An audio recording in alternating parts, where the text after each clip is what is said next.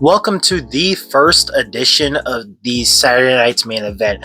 This show was huge for WWE, not just because it was like the first show on free television with big matches on it, but more because it increased the production value of WWE. I'm Espen, this is Espen Reviews Wrestling, and let's jump into it.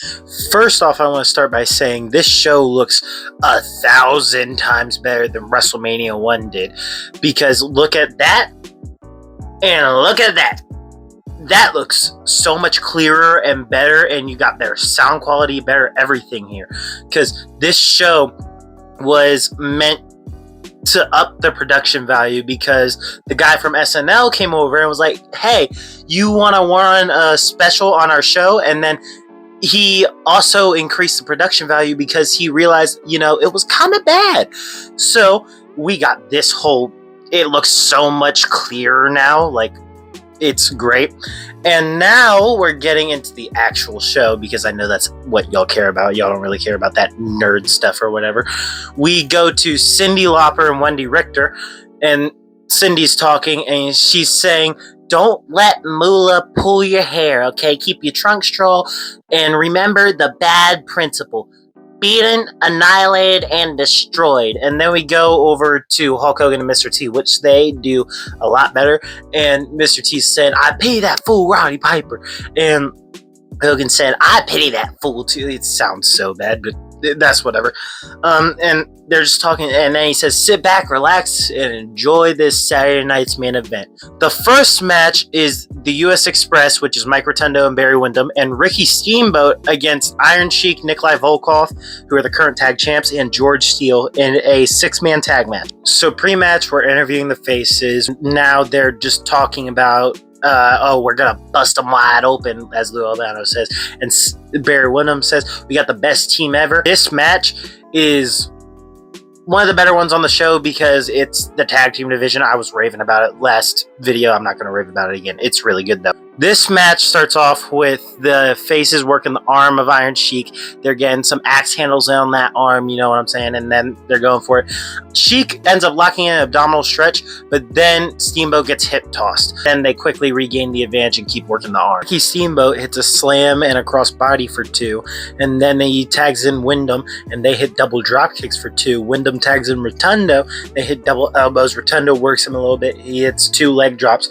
Steele breaks it up, and then that gives the heels the advantage. Rotundo is able to hit a series of roll-ups to get back the advantage for the faces. This is a very face-dominated match. And then Steele finally gets tagged in after a while, and Steele starts attacking them, and then Steele goes to tag out. Volkov jumps off the apron. Sheik jumps off the apron, and they just leave. They hightail it out of there. Wyndham rolls Steele up for the win. Then Steele, being Steele, goes to the turnbuckle, starts biting the turnbuckle for some reason. The heels come in, and the foreigners attack Steele, and Steele fights them off real quick, and the faces come to help him. And this is the face turn of George the Animal Steele. We're getting storyline building here, folks. Wow. This is actually great, and I enjoyed this a lot because we're building storylines here, and I love me some storylines, So George Steele has turned face. We get a face turn immediately within the first 20 minutes of the show, so pretty good. I like it. This gets a 6.75 out of 10. Now it's time for some of my favorite segments on Saturday Night's Main Event. We got Piper's Pit. It's Roddy Piper's show, duh, Piper's Pit. And the special guest is Paul Orndorff. Now this is the Fallout show after WrestleMania. So they're talking about, oh yeah, you got pinned, you lost.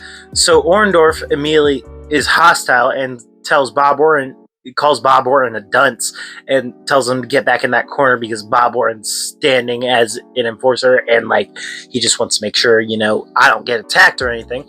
And he's telling him, oh yeah, get back. And then Roddy Piper says, sit down real quick, let's talk. Orndorff says ladies first, and they're just going back and forth bickering, and Piper calls him a loser, says you're taking the pin, and whatever. And Orndorff's point is, why weren't you there for me? Like, why aren't you helping me at all in this situation? Which he could have been. He wasn't. Piper also has the point in you took the pin, but also Orton hit Orndorff with his cast. So like, how can you, like, it's really nice back and forth bickering here, and I enjoyed it, and I like these segments because Piper is getting visibly more angry as the segment goes on, and Orndorff is still being Orndorff. He's being cold. Eventually it gets to the point where Piper starts yelling at Orndorff, and they start to brawl and throw hands, and Piper is eventually outmatched by Orndorff. Orton is eventually outmatched by Orndorff. Both of them are outmatched, and Paul Orndorff gets Piper in pile driver position until Bob Orton comes behind him and hits him with his cast there, and Orndorff's down. They start ganging up on him, and Hogan and T make the save. And this was a really good segment. I enjoyed it a lot. They were Orndorff's face turn. That's 2 turns already in this show, which makes it feel a lot more important. And this whole thing, it was great. It was Piper. Piper's one of my favorite guys on the mic from this era. He's also a pretty good wrestler too. So, but them just bickering, and both of them seem justified, and both of them have justifiable reasons to attack each other. But Orndorff comes out being the face and looking like the good guy. Hogan and T make the save, and it's just a well-crafted, well-put-together segment. Hogan goes backstage and he's talking about, oh yeah, people like Piper, they don't need to be in the WWF. Orndorff, he's making a change. I hope he keeps it up. And that was a great way to kind of wrap a bow on that segment real quick and go into the next match, which is Hogan versus Bob Orton for the WWF title. But anyways, before I get to that whole segment is an 8 out of 10. This was my favorite thing I've watched so far. Going into the WWF title match, we have Hulk Hogan versus Cowboy Bob Orton. Roddy Piper is in Bob Orton's corner, and T is in Hogan's corner. So Hogan and Bob Orton just start swinging, and Hogan gets the early advantage, and he's kind of wrestling like a heel, which is something I don't really like about most of Hulk Hogan's offense. Like, he wrestles suspiciously heel-like. Like, he does back rakes, he goes for the eyes, it's weirdly heelish work. The crowd loves it though, they eat it up. But eventually Orton's able to reverse an Irish whip and whips Hogan into the corner, goes for a little turnbuckle smash with the shoulder, but he misses and hits his shoulder on the turnbuckle pole, and this allows Hogan to take the advantage for a second, but Orton is able to get back at him, hits an atomic drop, and he just starts working on the head of Hulk Hogan. They're going, and eventually gets to the point, because Hulk Hogan, whenever he's down, you gotta Hulk up, brother. So he hulks up and he starts punching, clothesline, elbow, and gets only a 2 count off of it. But eventually Orton gets back the advantage, goes for his signature superplex, but misses. He's thrown off the top, and then Hogan is able to hit the big leg. 1, 2, Piper smacks him in the face for the DQ win. Hogan still wins, but it's able to keep Orton looking strong. And this was fine. I honestly didn't mind the DQ ending because I understand in the 80s, no one wanted to lose. Hogan didn't want to lose. Definitely Piper didn't want to lose at this time because he didn't want his position in the card to be looked at as soft. A lot of people just did not want to lose matches. You didn't want to be seen as that guy losing unless it was to Hogan or something, because Hogan can politic his way into anything. I hate that man. But it's whatever. So this match, it was fine. It gets a 6.3 out of 10. We have the Fabulous Moolah versus Wendy Richter, who has Cyndi Lauper by her side. Leilani Kai's gone. So bye-bye from the power rankings too. So Moolah's talking about how Lauper interferes in matches, which doesn't make sense because Moolah interferes crazy in matches. But anywho, she's talking about, yeah, I'm going to get her banned from ringside. And she indeed did get her banned from ringside. Lauper said she was going to stick by her girl, but when they go down to the ring, Howard Finkel declares, "Oh yeah, you gotta go, bro, you gotta go." And Lopper's sitting in the back watching it on TV. And again, women's wrestling in the 80s is dog doo-doo, okay? Like, this is bad. I don't like it. It's bad. It's a bunch of hair pulling, a bunch of punches, and then Richter rolls her up for the win. I'm giving this a solid 3. The final match of the show, and it is Junkyard Dog versus Pete Doherty. We need to get Junkyard Dog on the show somehow, so here, throw this jobber at him. This is a squash match. He's pulling his hair from the apron while Pete Doherty's at ringside, and his face, like, look at that. That's glorious.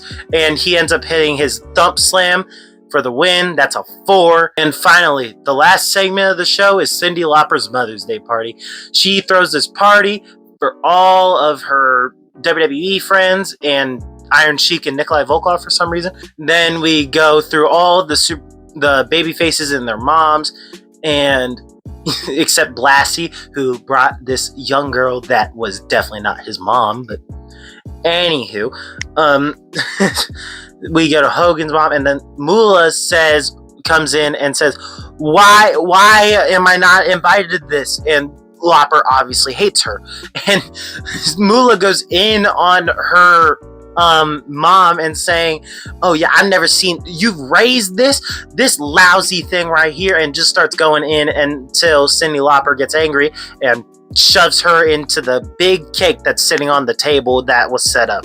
So great work from Moolah. Best work that she's done for the past 2 shows, and I think she's gone after this until like the late 90s after that old lady run. For I don't know why that happened, but it's whatever. So we get there, and that is the end of the show. Mean Gene and Fabulous Moolah get covered in cake, and what a way to end off the show. I mean, it was fine. I'm not going to complain. That segment gets a 7.2 out of 10. So right here is your compass. As you can see, Moolah is extremely far right, and she's just doo-doo, like way down low here, because, you know, the farther up the better you are at matches. She sucks at that, but she can cut a promo with the best of them. So she's just gonna sit there in that bottom right quadrant there. And our highest up should be Hogan and Piper and them, because Piper's just doing magnificent work promo wise and in ring wise. He's up there. And Hogan's being Hogan. As much as I hate him, I can't hate on his in-ring work. You got your main event scene up there that's doing good. You got your tag teamers up high, but not necessarily far to the right. You got all those people, and Andre the Giant's still down low. I promise you he will move up. I swear. Richter's still down there because she can't cut a promo. Lopper does it for her. So it's whatever. And now for the rankings. We have Piper moving up to the 1 spot, Orndorff 2, Hogan bumping down a ranking to the 3, and then we got Bob Orton making his first appearance. I didn't rank him last time because he was only in a managerial role as a wrestler, hence why I didn't have Snuka on there either. So he's number 4 right now because he does good as an enforcer in the main event. And then I got Moolah strictly off of promos. She's also a terrible person. Why are so many people bad people here? Like, it blows my mind. But yeah, that top 5 is going to be pretty much set except for Moolah, because I don't think Moolah makes many appearances after this.